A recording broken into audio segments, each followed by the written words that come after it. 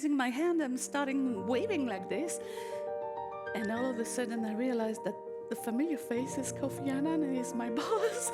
To be awarded the Nobel Peace Prize when your job is to make international peace and security was just wonderful.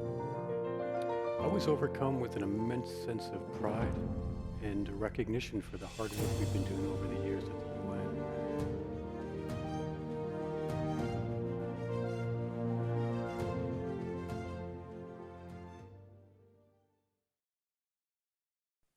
One of the very fond memories I have of Mr. Annan was when he singled me out in a crowd that was gathered outside his office. The crowd was gathered there on the 37th floor of the UN building in New York, where he was Undersecretary General for Peacekeeping at the time. It was December 1996. They were gathered there right after the Security Council had nominated him to serve as the next Secretary General. He found me in the crowd. He walked up to me, shook my hand, and said, "Thank you for coming here, Rolando." Now, I was just a junior press officer at the time, so this meant, it was a very big moment for me, of course. I'd only worked with him periodically in my capacity as a press officer for peacekeeping at the time, but to me, it really spoke volumes about his character, the fact that he really was somebody who identified with the staff, and of course, felt deeply about the people that we serve at the UN. And of course, he was a real leader, a leader of the people. Oof, I got so many. I think the one that I prefer, is the one when, I think it was in 1998. It was the so-called Iraqi crisis.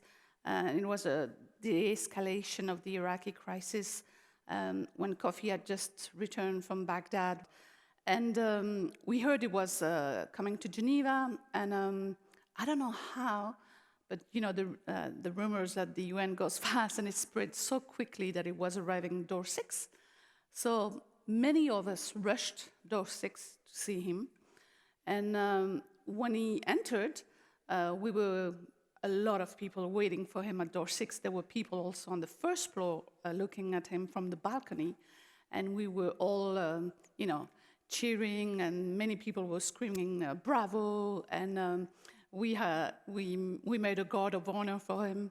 And I think he was, not only he was pleased, I think he was proud also of not only what he did, but of us.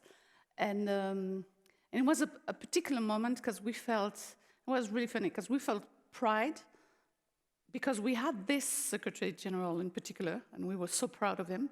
But we felt also pride because we felt like we were a family working all together, and that what our work made a difference and was recognized as such. So that was a moment, a fantastic moment when we were all together, not thinking of anything else, but just being between friends and family, and it was a wonderful, wonderful memory.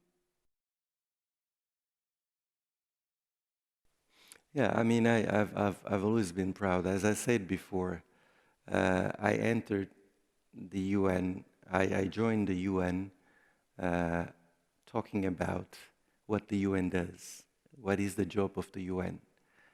So basically, from dusk to dawn, it was more about welcoming visitors and telling them why the UN exists and what the UN is achieving in the world. So I'm a firm believer of the UN and UN's achievement and the existence of the UN. And I became more so even when I went to the field and work for peacekeeping operations where you actually really are in direct contact with the people that you're serving. The UN at that time, it felt good to work for an organization that had the people at the center of everything that it was doing. So the focus, and if you listen to most of Secretary General Kofi Annan's speeches, is centered on human and humanity. There has been that euphoria of you working for an organization that is reaching to the least of mankind, people that are downtrodden and being forgotten. So I feel proud working for the UN, and I feel that I've contributed, whether in New York or in the field.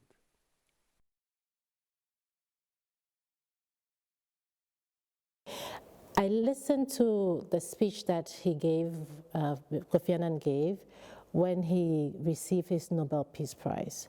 And something that resonated with me was when he talked about the butterfly effect. The butterfly effect is when a butterfly flaps its wings in the Amazon, but then we feel the effects somewhere else in the world. In this world, we have to remember that we are in this world together. All of us, all the humans here. So we have to treat each other with kindness and with humility. That speech, delivered 20 years ago, echoes loudly today. It inspired me personally. I went on to become a speechwriter some years later, and for my own personal use, I often reflect on that speech. Today a girl is born in Afghanistan. The opening lines of that poignant speech really speaks volumes, and it's very pertinent today. Another reason why we should and we do celebrate this wonderful man. You know, Kofi Annan did have wonderful speechwriters. He had an excellent team that surrounded him, but I know for a fact that he often injected his own personal touch into all the work he did, of course, particularly his speeches. And that speech in particular, he had a deep involvement on. Those were his words, of course, and like many other speeches he delivered, which really spoke to many of the issues that we tackled back then and that we continue to tackle today in 2021.